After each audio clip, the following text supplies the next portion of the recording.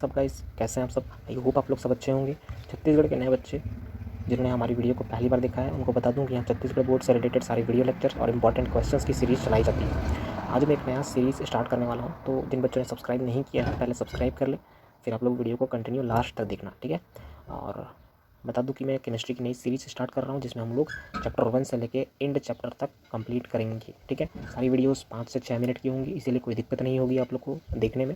और हिंदी और English medium दोनों बच्चों को मैं ध्यान में रखते हुए वीडियो को तैयार करूँगा, ठीक है। तो दोनों में से किसी भी मीडियम के बच्चों को दिक्कत नहीं आएगी, ये मेरा दावा है, ठीक है।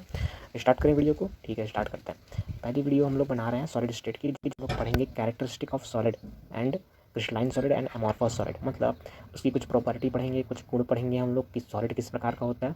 एंड फिर हम लोग पढ़ेंगे उसके दो प्रकार कौन कौन से होते हैं, एक होता है क्रिस्टलाइन सॉलिड और एक होता है एमॉर्फस सॉलिड, ठीक है। उनमें डिफरेंसेस जो है वो बोर्ड एग्जाम में पूछे जाते हैं। स्टार्ट करते हैं। देखो, पहला आप लोग प्रॉपर्टी देखना है कि they have definite mass and volume and shape, ठीक है। तो उनकी तीन चीज़ें डिफाइनेट होती है, मास, वॉल्यूम एंड शेप। आप लोग अपने आसपास कोई भी सॉलिड उठा सकते हो, जैसे कि आप लोगों ने अगर पेन पकड़ा होगा कोई, तो उसकी तो देखो, आप लोग ध्यान से देखो कि उसकी मास जो है वो डिफाइनेट है, मतलब चेंज नहीं हो रही है, वो जितनी है उतनी ही रहेगी, ठीक है। बात कर वॉल्यूम की, तो उसकी वॉल्यूम सेम होगी और उसकी वॉल्यूम में किसी प्रकार की चेंजेस नहीं होगी सॉलिड की, ठीक है। शेप की बात करें तो इरेगुलर शेप ना होके वो डिफाइनेट शेप होता है, मतलब अगर प्राकृतिक आपदा, कहने का मतलब ये है कि अगर आप लोग उसको तोड़ोगे मरोड़ोगे नहीं तो उसकी शेप डिफाइनाइट रहेगी, ठीक है। मतलब कोई चेंजेस नहीं होंगे उसके शेप में अगर उसको आप लोग छेड़छाड़ नहीं करोगे तो, ठीक है। ये होती है सॉलिड की प्रॉपर्टी। अब सॉलिड की प्रॉपर्टी की बात कर ही रहे हैं तो हम लोग इंटरमोलिकुलर फोर्सेस और उसके के बारे में बात कर लेते हैं। अगर कोई सॉलिड उसके अंदर क्या होंगे, इंटरमोलिकुलर पार्टिकल होंगे, तो उनके बीच में डिस्टेंस होगा, ठीक है ना। किसी भी पार्टिकल के डिस्टेंस होते हैं तो वो डिस्टेंस बहुत ही शॉर्ट होते हैं, मतलब बहुत ही छोटे होते हैं, बहुत कम होते हैं। आप खुद ही सोचो कि इतना छोटा तो पेन ही है, तो उसके अंदर पार्टिकल्स कितने छोटे होंगे और उसके अंदर की डिस्टेंस कितनी छोटी होगी, उनके बीच की दूरी कितनी छोटी होगी, ठीक है। और उनके बीच में जो फोर्सेस लगती है ना उन दो पार्टिकल्स के बीच में, जैसे कि अगर आप लोग, ये सॉलिड है, ठीक है, ये सॉलिड है, इसके अंदर में मान लो, इमेजिन करो ये दो पार्टिकल है, तो इनके बीच की डिस्टेंस बहुत छोटी है और इनके बीच में जो फोर्स लग रहा है ना यहाँ, ये वाला पार्ट, ये बहुत ही ज़्यादा स्ट्रॉन्ग फोर्स रखता है, ठीक है, यही बताना चाह रहा है।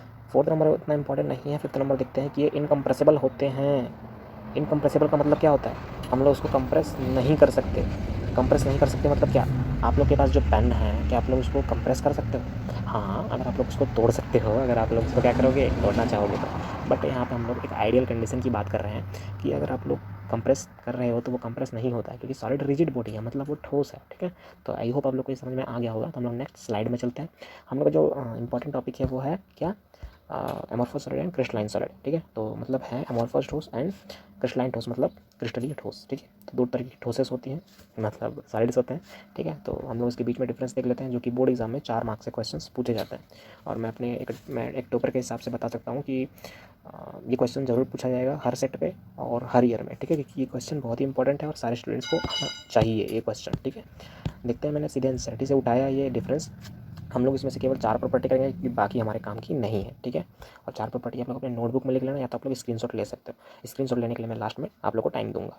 पहली बात कर लेते हैं शेप की, दूसरी मेल्टिंग पॉइंट की, तीसरी क्लीवेज प्रॉपर्टी की, एंड फोर्थ नेचर की, और एक ऑर्डर भी ले सकते हैं हम लोग, ठीक है। या आप पूरा लिखना चाहो तो पूरा भी लिख सकते हो, लेकिन आप लोग को 4 प्रॉपर्टी, 4 से 5 प्रॉपर्टी बताने वाला हूँ। पहली प्रॉपर्टी हमारी क्या है उसको देखो ध्यान से। क्या है पहली प्रॉपर्टी हमारी? शेप।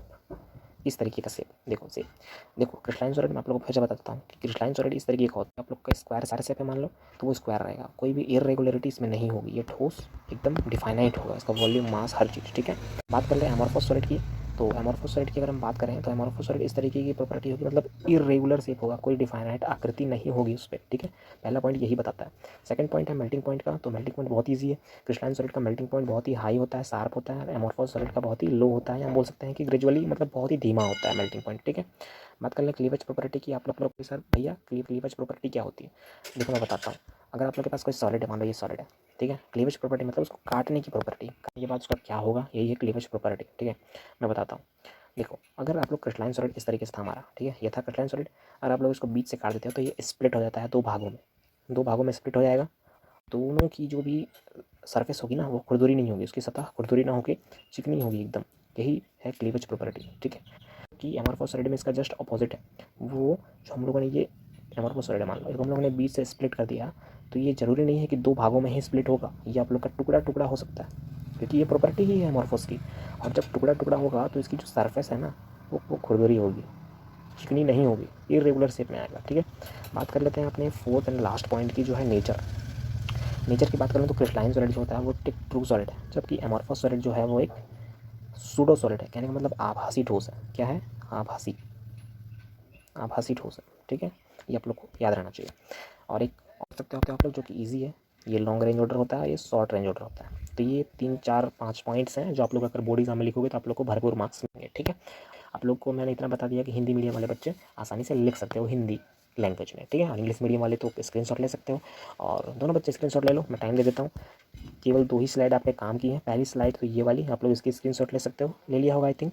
ठीक है, नेक्स्ट ये वाली स्लाइड, तो आप लोग इसकी भी ले लो, ले लिया होगा। ठीक है, तो अगर आप लोग को ये वीडियो पसंद आई हो छत्तीसगढ़ के बच्चे, क्योंकि ऐसी वीडियो छत्तीसगढ़ बच्चों के लिए अवेलेबल नहीं है यूट्यूब पे, तो मैं एक यूनिक योगदान दे रहा हूँ आप लोग के लिए, तो आप लोग को भी फ़र्ज़ बनता है कि आप लोग मेरा सपोर्ट करो। तो सब्सक्राइब करो चैनल को। मिलते हैं नेक्स्ट वीडियो में और नए टॉपिक के साथ, तो जुड़े रहें मेरे साथ। मिलते हैं नेक्स्ट वीडियो में। Take care.